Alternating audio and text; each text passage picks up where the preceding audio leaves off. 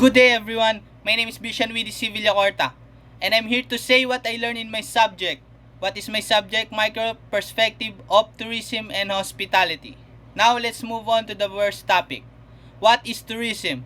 Tourism is traveling for pleasure, work, or other personal reasons. Seeing new places and boosting the economy are all parts of tourism. There are 5 components of tourism. Pag-usapan natin yung 5 na yan. Una, attractions. Kung saan tayo pwede pumunta. Like the destinies. Kung saan ang magandang lugar na pwede natin puntahan. Next, the accessibility. Kung pwede ba tayo pumunta sa isang lugar o bawal. Next is the accommodation. Kapag pumunta tayo sa isang lugar, kailangan may nakahanda na tayong hotel na pwede natin tuluyan. And the next is the amenities. Kung ano bang meron sa tutuluyan natin na hotel.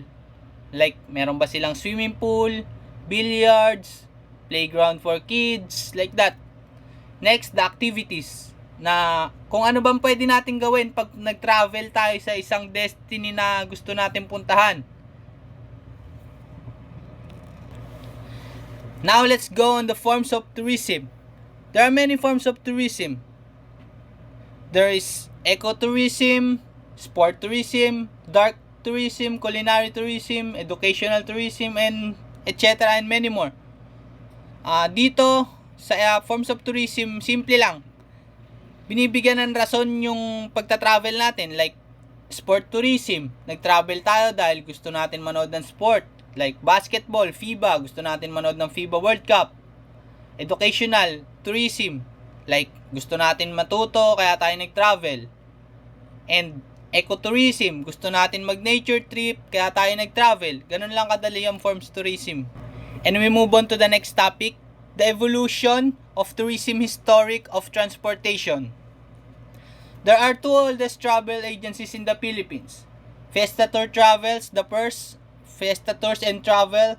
The next one is the Kirchner Travel Manila. The historic of transportation. First, the stagecoach. O yung mga kalesa, yung mga sinaunang kalesa. The next one, water travel. Yung mga bangka, pero ngayon meron na tayong ferries. Next, the rail travel. Inintroduce ito sa England noong 1825. And of course, the air travel.